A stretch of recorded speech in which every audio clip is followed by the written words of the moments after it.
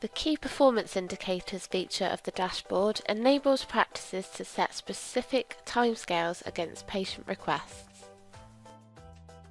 These are the timescales in which we must respond to the patient. This means as a practice we can be notified when a request is about to or has exceeded a deadline. Ultimately, this helps the practice perform better by prioritising and ensuring patients receive a response in the correct time frame. We're able to set alerts against each of the forms that patients can submit. These alerts will tell us when we're running out of time to deal with a request or when we haven't dealt with the request within the correct timescale. It'll also tell us if a patient hasn't read or responded to a response from the practice. An example of how KPIs might work is the Get Help from the practice form. For this, you may have a turnaround time of 2 hours, and if after 2 hours the practice hasn't responded to the request, the system will flag the request as a breach on the dashboard. Where there's a breach request in any of the work lists, the Requests panel at the top of the dashboard will turn red. As mentioned before, practices are able to assign alerts to each of the forms received by patients, and so turnaround times will need to be considered for each of these. Also, who in the practice will be accountable for ensuring KPIs are achieved? There are 4 alerts that can be set up for each form.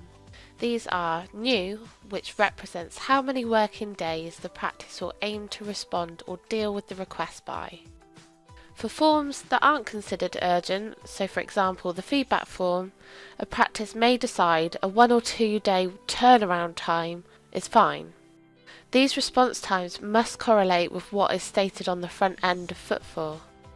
The system works this out in working days. For example, if a patient submitted a form over the weekend, the timer won't start until the practice is open on the next working day. Next, we can set a default alert for assigned. So this is where we might assign any of these forms to someone else in the practice to action, and how long we want to give them to deal with the request before it's flagged back to us. We would need to consider the total amount of time we have to deal with the request. So for a Get Help from the practice request, which has an overall 2-hour turnaround time before we need to get back to the patient, we might want to give this a shorter alert time and set this as just 1 hour. The next alert we can set is Patient Not Read. So this alert tells us if the patient hasn't read a response from the practice. This is in actual days, so not working days, and so it includes weekends. You can select no alerts for requests where this is likely not important, but it is useful for requests where a response is required and is important. In the KPIs tab, we're setting a default alert which will pre-populate when we're replying to a patient. But as you can see when we reply to a patient, this can be changed depending on the scenario. Just be aware if we set up an alert for Patient Not Read on each of the requests, it will mean that all requests will go into the Patient Unread work list, which could mean that you end up with quite a few requests in this work list.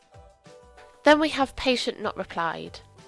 This is where we can set an alert for when we require a patient reply and we want to be told when the patient hasn't responded to us.